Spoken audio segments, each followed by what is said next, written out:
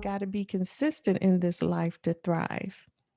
And one thing that I could say for sure about you is you've been consistent in writing your poetry ever since you began. You have not stopped.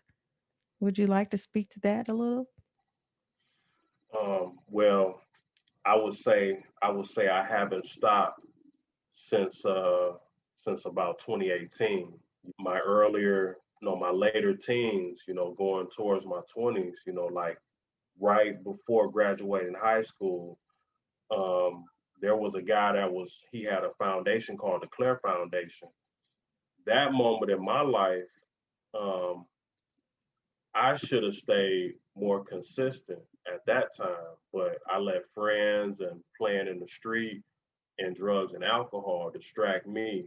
But that guy was really interested, he had something going on and he was trying to take me to the next level. But because of, my foolish lifestyle, my immaturity, I put my dreams on hold, with the lifestyle I had. And it took for me to go to Florida and mature and then move to AZ. And God cut that light bulb back on. Now I've been more consistent than I ever been with this poetry in my whole life. And it's like he just sparked me to keep going.